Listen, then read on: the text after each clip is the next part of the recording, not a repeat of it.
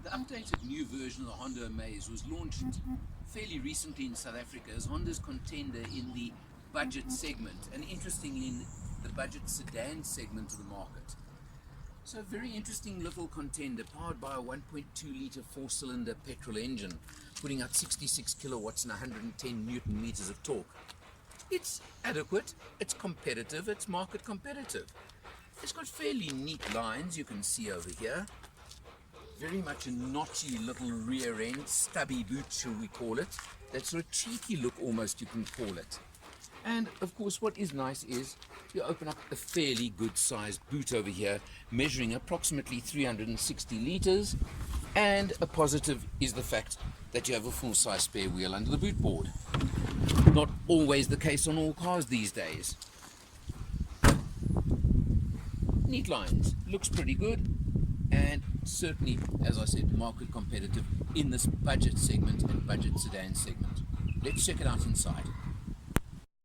Of course, in the budget segment, economy is even more important than usual.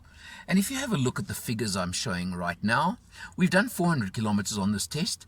Very small tank of only 35 litres, but look at that, 6.1 litres per 100. I think that's pretty good. I've done a good mix of driving, both commuting and a good freeway run. So this is generally what I think a lot of buyers could expect from this little car, and as an overall kind of figure. Do you want to call it a multifunction steering wheel? You've got buttons on one side only, not on the other side.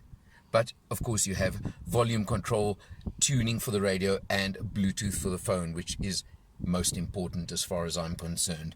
Over here is useful. You do have electric windows on all 4 windows, and locking and unlocking button. Positive, as far as I'm concerned, is the fact it does lock automatically on pull away, so you do have that feature as well on the car. Nicely done there, Honda, thank you. You'll have a look. The fascia and the dash are pretty interesting, pretty neat design, but of course it is pretty hard plastic, but what do you expect? You come over here to the infotainment system, shall I call it? No touchscreen. Well, we know what end of the market we're at, so I don't know if I have grounds to complain or not, but point it out to you. And then down to your air conditioning system, fairly effective, standard fare. Down over here, center, nice, you do have a 12 volt and a USB over there, easy to access, nice and useful and neat as well. And then to the 5-speed manual gearbox.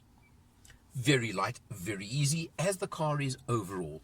In every respect, in every aspect, it's very light to drive, which again you'd expect from a vehicle in this market segment. There is a CVT automatic version available as well. I have driven it, and let me simply say, if I was buying, I'd definitely stick to the manual one. I'll leave it at that.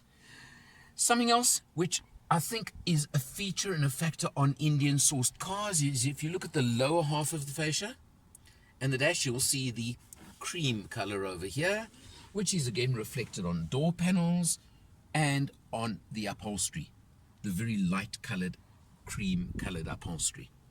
It looks good. It makes the interior much lighter, but you've got to also accept this is a family vehicle. Is it or is it not going to be a factor with dirt? Well, you've got to decide that for yourself and work that out. But it is there, and that's something, not an option. That's the standard, is this light color on the interior. But then what you've got to take into account is, I've mentioned, it is a budget vehicle in our market. Priced at 193,900 Rand.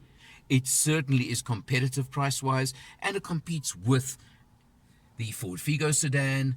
You've got, of course, the Suzuki Desire. You've got the Polo Vivo sedan, the Toyota Etios sedan. There are a lot of them, and this one does fit in very much with all of those.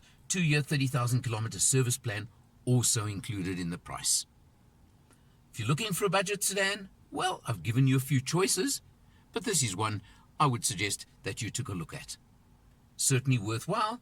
Overall, pretty pleasant to live with for a week, I have to tell you. For Motor Matters, I'm Eleanor, and I'll see you next time.